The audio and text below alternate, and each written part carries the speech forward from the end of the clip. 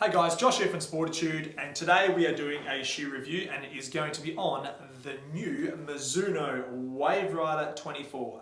This shoe here has got a whole new take on engineering with regards to how Mizuno have executed the outsole, the midsole and the upper of this shoe. There's a lot of changes about this shoe that I really like, especially full ground contact. But yeah, with all my reviews, what we'll do today is we'll talk all things outsole, we'll dive into the midsole, we'll talk about the upper, compare it to where it was previously with the Wave Rider 23, profile the runner that should be considering this shoe, and who knows, it might be a shoe for you. So let's get stuck in. Okay guys, first things first, let's talk about the foot type that could consider this shoe here. So technically it is a neutral shoe, so what we're talking about there is we're talking about the runner that comes down, first point in contact with the ground being heel first, coming through to mid stance, and as you go through to mid stance transition where your foot and your weight of your body starts to transfer over your middle of your shoe.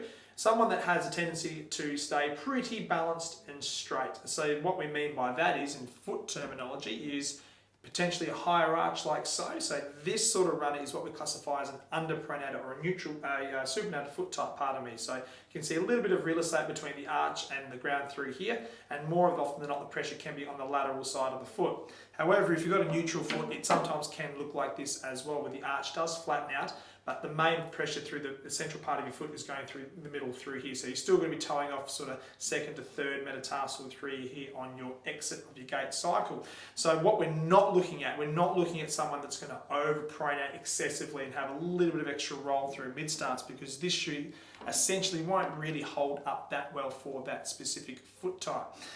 Also profiling the runner, it is a lightweight mileage shoe, so it is designed to last out the road. It's not quite as cushioned as the Wave Sky, which is the shoe that sits just above this in the Mizuno running family. However, the Sky can be a little bit heavy and bulky for some runners out there. So this is certainly targeting the runner that wants a lighter shoe on their foot, but still has plenty of protection as well. So first things first, I want to just touch on the fact that the Wave Rider franchise has still been Mizuno's #1 running sort of style for a best part of 5+ years. So globally, it really does quite well for the brand. So when they make subtle changes in this shoe, they don't really want to go back to the drawing board too much. However, you need to make advancements with your technology to obviously either stay ahead of the game or keep up with the game, because there's a lot going on in the running shoe industry at this point in time. We'll start from the ground and we'll work our way up. So with the Rider 24, let's have a look at the outsole first and compare it to the Rider 23 through here.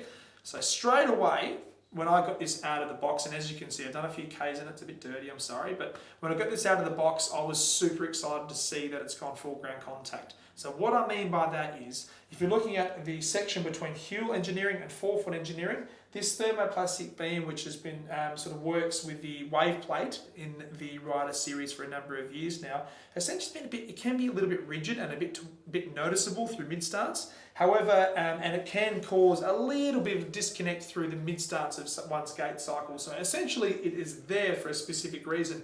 It is there to help with that deceleration through mid stance.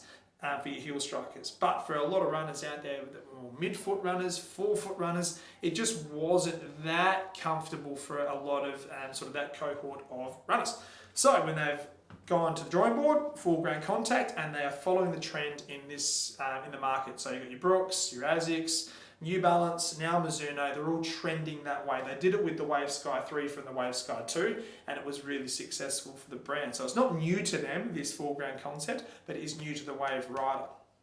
So looking underneath through here, whether you're a heel striker, a midfoot striker, even a forefoot runner, you're going to have a nice pure plush purchase with the ground, which is so much more comfortable. So again, when we're selling shoes down on the floor here at Sportitude, we really want to look at that first entry point first up, and then see where we need to have those high impact or high wear areas. And the great thing about this shoe, yes, it's catered for a heel striker, but a midfoot runner and even a forefoot runner could find this shoe comfortable as well.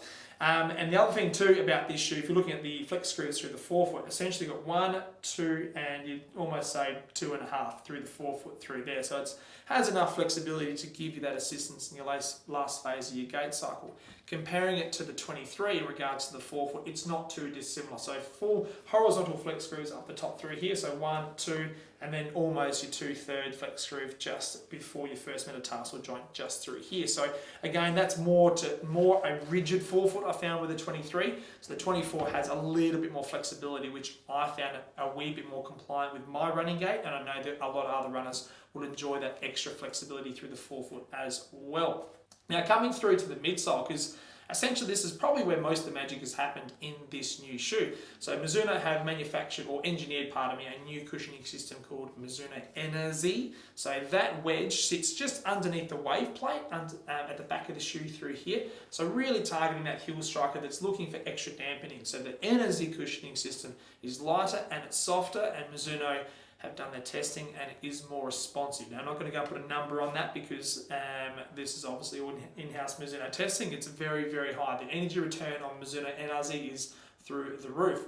However, when I put it on the foot, I'm not going to sit here and lie to you at home. I don't feel exactly insanely poppy in this shoe than what I did in the Rider 23. All I can tell you is it's a more consistent feel underneath the heel. So my foot comes down, it feels plush, and it feels stable when I transition through my gait cycle. Now I'm a midfoot runner though, so keep that in mind. So my landing spot is essentially right through here. I'm not a true heel striker, so I only get a little bit of that feel of that NRZ cushioning system through the mid-stance phase of my gait through there.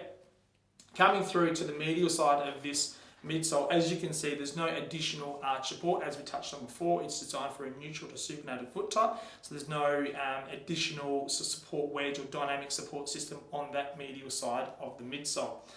The offset of this shoe, we're talking a 31 heel, 19 forefoot, so 12mm heel to toe gradient through there, which is kind of pretty generous on the whole scheme of things when you're looking at the running shoe market. Brands are sort of trending more towards that sort of 10 to 8mm offset. However, my thought pattern here is because that cushioning system is so soft at the back of the shoe, if they happen to run it in a 10, maybe even an 8mm drop, because it has quite a bit of dampening, it may run a little bit less than that. So theory here being is if it is a 12mm offset, it'll probably run maybe like a 10. It certainly didn't feel that elevated in the on my foot when I had it sitting on, but that could potentially be the reason being. A little bit softer at the back through here, so it will run potentially like a 10mm offset.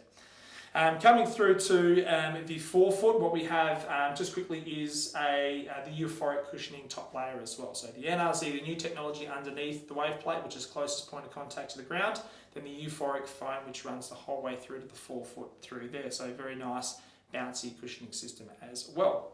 Coming through to the upper of this shoe, probably my favourite feature in regards to the comfort aspect. Obviously there's a lot going on underneath the foot, which I appreciate and I like what they've done. But stepping into this shoe, it feels more comfortable straight off the bat. I'm not going to lie, I liked the Rider 23. I didn't love it, I liked it. I could see who would enjoy this shoe. It wasn't a shoe that I happened to throw into my rotation over the last 6 months. I could have, and it probably would have worked a-okay. But the Rider 24, after a handful of runs in this shoe, I could certainly see it making its way into my rotation for that lightweight shoe with a bit of cushioning and protection. And the upper, the reason I like it so much is the upper is just a little bit more comfortable around the back of the heel. So internal heel counter in the Mizuno's has been its biggest feature in the upper for a number of years. Very deep, very secure, supportive structure at the back through here. Great for orthotics because there's a lot of extra play with the amount of depth you have on offer through there.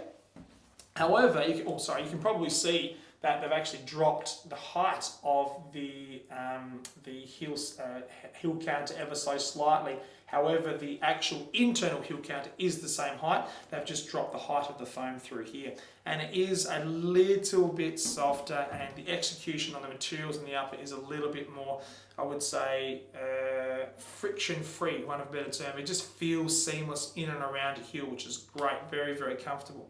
Coming through to the mid-foot area of this specific shoe, they haven't stitched in the logo, which is great. You don't want to add that potential irritation on the foot, so just keeping the logo nice and clean. I actually like the cosmetics of it as well, but good lockdown in the midfoot, which is great.